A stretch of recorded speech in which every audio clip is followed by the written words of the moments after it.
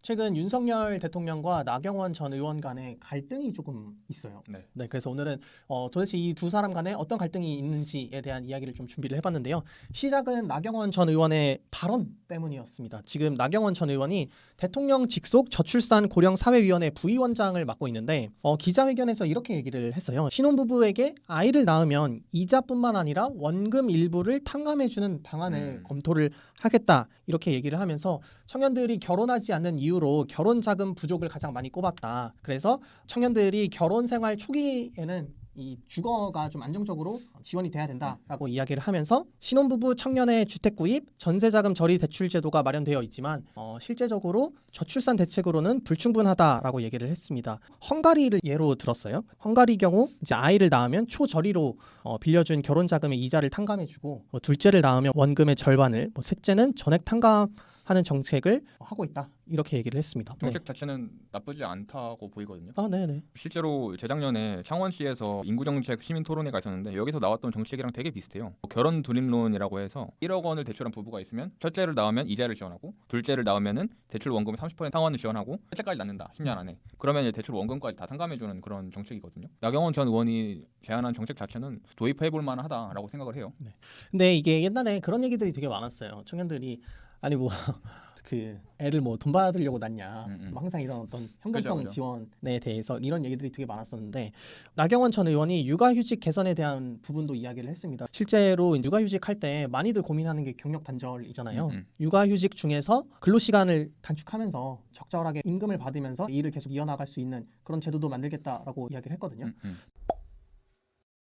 근데 문제는 이런 발언에 대해서 대통령실이 이례적으로 비판을 좀 강하게 했어요. 그렇죠. 대통령실에서는 나경원 전 의원이 저출산위원회 부위원장 직함을 가지고 자기 정치를 한다. 공직자로서 굉장히 부적절한 처사다. 이렇게 비판을 했습니다. 근데 나경원 전 의원은 어떤 뭐 공직을 맡고 있는 사람은 아니긴 하거든요. 나경원 전 의원도 아니 내가 뭘 그렇게 잘못했는데 약간 이런 식의 태도를 취하면서 좀 갈등이 고조되는 듯 하다가 나경원 전 의원이 사의를 표명했었습니다. 그랬더니 대통령실에서는 우린 사의 받은 적이 없는데? 라는 이제 기사가 나오고 갑자기 윤석열 대통령이 나경원 전 의원을 애정한다. 사의를 받아줄 생각이 없다. 이런 기사도 나오다가 결국엔 오늘 아침에 13일 아침에 결국 나경원 전 의원이 사직서를 냈습니다. 부위원장직에 대한 사직서를 내면서 페이스북에 이렇게 글을 남겼습니다. 함부로 제 판단과 고민을 추측하고 곡해하는 이들에게 한 말씀 드린다. 결코 당신들이 진정으로 윤석열 대통령, 윤석열 정부의 성공을 위한다고 생각하지 않는다. 라고 시작을 했는데 이 말은 진짜로 거짓말이 아니라 진짜 자기의 진심을 담아서 한 말이라고 생각하고 저도 이거 되게 진실된 말이라고 생각합니다. 거짓말 판독이야?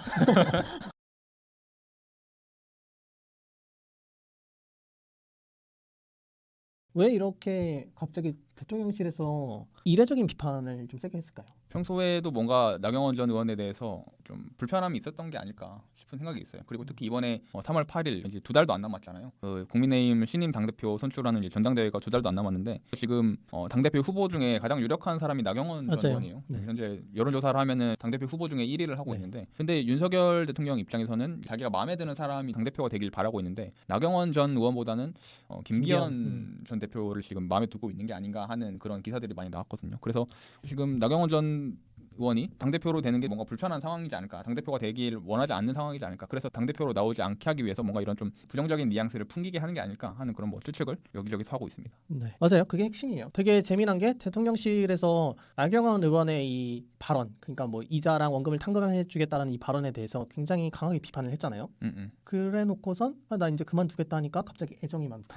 이게 약간 좀 앞뒤가 안 맞는 그런 부분이 있어요. 그래서 이걸 가지고 지금 대통령실에서 나경원 전 의원을 당대표 출마하지 못하도록 묶어놓으려고 하는 거 아니냐. 그냥 거기서 자리 지켜라 이 얘기죠, 사실은. 그죠. 사실상 참 재미있는 게 그 직을 맡게 하려면 그 직에서 하고 싶어 하는 거를 하게 해줘야 되는데 그건 또 아니고 그럼 나 못하겠다고 나가겠다고 하면은 그것도 아니고 그래서 지금 이야기가 나오는 것 중에 또 하나가 대통령실이 정당에 너무 관여하는 게 아니냐, 그러니까요. 당무에 관여하는 게 아니냐 이런 얘기가 나오고 있습니다. 대통령은 아무리 국민의힘 출신이어도 당의 어떤 업무에는 개입하지 않는 게 보통은 그렇게 하거든요. 보통은 개입하지 않는데 어떻게 보면은 당 대표의 출마자를 대통령실에서 조금 만지작 하는 거 아니냐 이런 비판도 있습니다. 그거 뭐 대통령 되고 나서부터 계속 그래 왔잖아요. 국민의힘 이준석 전 대표 내릴 때도 그죠. 그랬고요. 뭔가 국민의힘 당무와 관련된 일에 있어서 굉장히 비공식적 뭐라고 할까요? 공식적이면서 비공식적인 그런 개입을 계속 해왔단 말이에요. 이번에도 자꾸 국민의힘 내부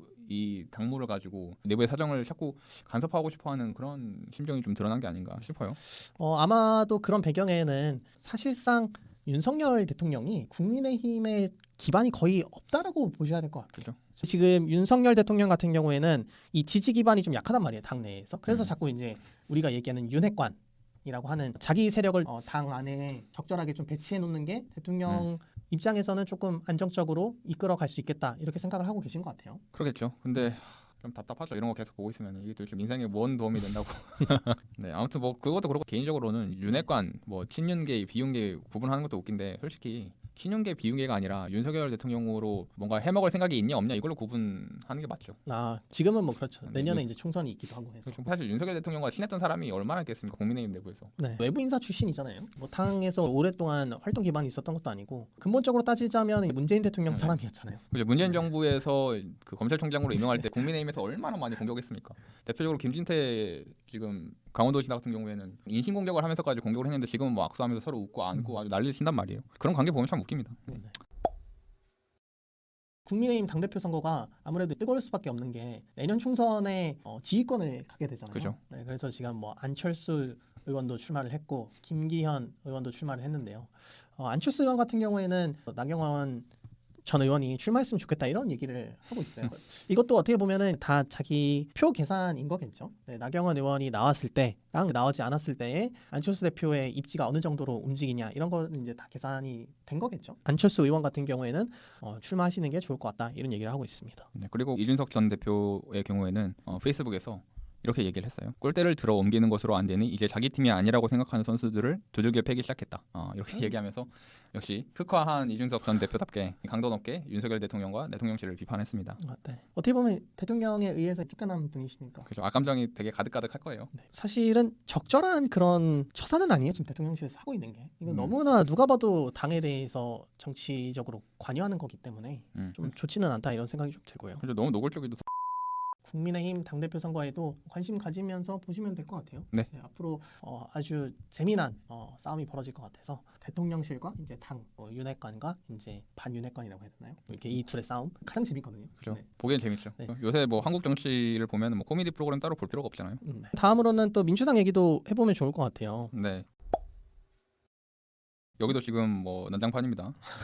이재명 대표가 지난 10일 오전 수원지검 성남지청에 피의자 신분으로 출석을 했습니다. 네. 3년간 경찰이 수사해서 무혐의로 사실상 결론이 났었던 사건을 검찰이 다시 들춘 건데 이번의 핵심은 제3자 뇌물죄예요. 이 성남FC의 기업들이 후원을 좀 크게 했습니다. 크게 했는데 이게 제3자 뇌물죄에 걸리냐 안 걸리냐 이게 이번 수사의 핵심이고 제3자 뇌물죄는 돈을 직접 받지 않아도 혹은 대가로 해준 일이 불법이 아니어도 성립이 되기 때문에 이거에 대한 쟁점이 굉장히 치열할 것으로 보여요. 어떻게 보셨어요? 이게 정말 코에 걸면 코골이고 귀에 걸면 귀걸이식으로 해석할 수 있는 여지가 있어서 요약하면 이런 거잖아요. 성남FC가 성남시청에서 이제 인수를 했어요. 그래서 이제 성남시청의 돈으로 운영하기에는 예산이 빠듯하니까 여러 기업들로부터 이제 후원을 받으려고 성남시에서 발품 팔면서 우리 성남FC 후원 좀 해주세요라고 했단 말이에요. 광고비 좀 주세요. 그렇죠. 보통 이제 축구 선수들은 여기에 그죠. 광고가 들어가잖아요. 그죠. 뭐 여러- 경기장에도 광고가 들어가고. 그죠. 하다못해 국가대표가 뛰는 유니폼에도 이 광고를 위한 그런 로고들이 있잖아요. 발품 팔다가 여러 기업들 두산이나 네이버 기타 여러 기업들로부터 광고비를 성남FC가 받았습니다. 근데 이것을 두고 이게 대가성으로 받은 후원금이 아니냐라는 이제 의혹이 있는 거죠. 근데 사실 이런 식으로 지역 스포츠 팀에 광고비를 기업이 내주는 경우는 되게 흔한 사례잖아요. 그래서 이재명 대표도 홍준표 대구시장도 수사하라 이렇게 얘기를 했거든요. 그럼 대구 FC에서도 성남 FC에서 마찬가지로 기업 후원을 받고 있는데 홍준표 대구시장은 수사 안 하냐? 그러니까 검찰에서는 그럼 홍준표 시장도 고발하라 라면서 웃긴 상황이 연출됐는데 그러니까 이게 좀 증명할 수 있을까 싶은 게 있어요. 이게 네. 정말 코에 걸면 코골이고 귀에 걸면 귀걸이인 게 대가성이라고 보는 것들이 두산 같은 경우에는 부지를 팔아서 이익을 챙기겠다는 것도 있고 네이버 같은 경우에 신사업 신축 허가 때문에 그게 대가성이 아니냐라고 보는 것도 있는데 광고비를 받지 않았더라도 그런 것들은 적절한 절차를 거치면은 심의 통과가 되는 것들이잖아요. 그래서 충분히 죄가 있다고 볼 수 있을까? 전 잘 모르겠습니다. 네, 저도 좀 애매한 것 같은데 근데 또 진짜로 대가성이 있냐 없냐 이게 이제 좀 큰 부분이잖아요. 그래서 그거를 앞으로 수사 과정에서 어떻게 할 건지가 관건이 될 것 같은데 두산건설 같은 경우에는 2015년 성남시로부터 이 병원 부지 시설을 업무 시설 부지로 용도 변경을 받았어요. 그리고 250%였던 용적률은 670%로 상향이 됩니다. 그러자마자 두산건설이 이 부지를 다시 팝니다. 그래서 한 1,000억 원에 넘는 이익을 얻었다고 해요. 음. 그래서 애초에 이 두산건설이 병원 부지를 그러니까 저가에 살 수 있었던 것은 병원 건립이 목적이었는데 이게 용도 변경을 해줘 버리니까 두산건설이 이렇게 많은 돈을 가질 수 있게 된 거 아니냐. 그러면서 그거에 대한 대가로 광고비를 낸 거 아니냐. 이런 게 하나 있거든요. 네네. 이거를 대가성으로 보면 문제가 있겠죠. 하지만 통상적으로 우리가 이야기하는 광고비 목적으로 받았다라고 했을 때는 이거는 지금 이재명 대표도 계속 얘기하는 게 공익을 위한 적법한 행정 처리였다라고 이야기를 하고 있잖아요. 그래서 이렇게 보면 이게 또 맞는 거고. 성남 FC가 시민 구단으로 운영되었던 축구 구단이었거든요. 시민 구단으로 운영되려면 결국에는 세금이 들어가잖아요. 근데 스포츠 구단을 세금으로 운영하는 것에 대해서는 이재명 대표도 회의감이 있었단 말이에요. 그러면서 이제 기업들로부터 광고비를 유치하려고 되게 노력을 했던 건데 지금 뭐 대가성이 있다 없다 이거를 막 엄청 들추고 있는데 애매한 부분이 진짜 있는 것 같습니다. 왜냐하면 이 돈이 그래서 이재명 대표가 가졌냐?